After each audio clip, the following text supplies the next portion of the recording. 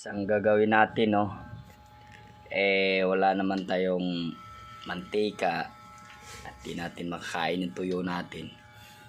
Nag-iinit lang ako ng nag-iinit ako ng strainer. Tapos aluminum strainer to. Painitin ko lang yan. Tapos para diskarte, para makaulam ka. Kahit wala kang nag-aapoy na baga o kaya mantika, ang gagawin mo ito lang. Tapos yan, pag mainit na yan, matik na yan, pwede mo na lagyan ng tuyo. Yan, maglalagay ako ng tuyo. Sinsyahan nyo na kasi wala na talaga, sagad na si idol nyo, wala nang pambili ng mantika. Hihintayin na lang tayo ng 11 na sahod para magkaroon tayo ng pera ulit. Kahit follow-up check-up di ko nagawa, pero okay lang. Kumalma naman sa nga backup gamot ko na Advil, Alaxan at Planax, pati kalamansi. Ubo na lang ang hinintay ko na matapos. Ito na. Tingnan natin kung maluluto yan. Ganyan lang pala magsusugba na wala kang baga. Ito wala kang baga. Basta may strainer ka lang na aluminum, maluluto at paluluto yan. Gawin natin dalawa. Naisipan ko lang diskarte ngayon kasi wala naman talaga pambili ng pambili ng mantika, bus na. At wala na rin tayong pera, Kaya gumawa tayo ng technique dun ko para maging maging dalawa tatlo malagay.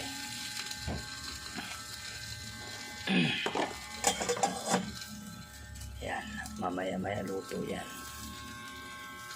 Diba guys, mga idol, yan lang gagawin nyo hindi nyo na problema ng uling, papuyin nyo, di kaya mantika, naprituin nyo kung wala kayo nun, basta may imgas lang kayo.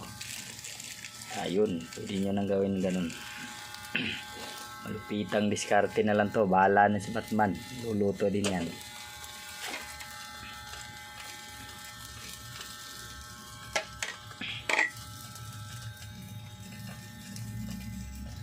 Umusok pa, sobrang lakas. Siguro lumabas yung niya. Pahinaan natin. Okay. Sobrang lakas siya.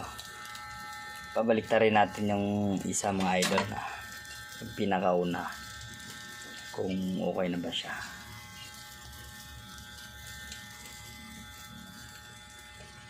Diba? See? Okay na siya, mga idol. Ganyan. Kanina po ako naghanap ng mantika Ito lang pala. Ito lang ako nag-adjust, guys.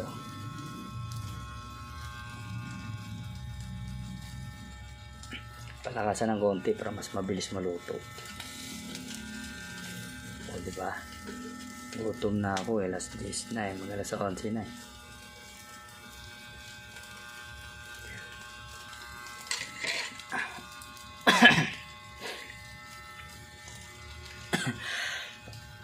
May ibo pa rin tayo, guys, hintayin lang natin yung sa doon sa April 11, hintay ko na lang yun. Tapos yun, magkakaroon tayo ng sahod. Tapos pag gumaling, check up natin yung ubo, follow-up check up. Tapos noon baka sakaling pagbigyan na tayo na mag-report ng agency. Ayun, maraming salamat. Para maging back to work naman si idol nyo. Ito, guys, kukunin ko na itong isa kasi luto na siya. Sure ball na. Ayan na po. Luto na siya. Natanggal na yung ulo. Tingnan mo. Okay. Talagang diskarte lang talagang kailangan. Kung gusto mong mabuhay sa mundo, magdiskarte ka. Lalo na pag nasa kagipitan ka na. Ayan. Basta yung diskarte na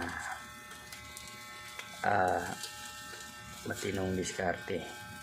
Hindi yung mangapa ka ng tao.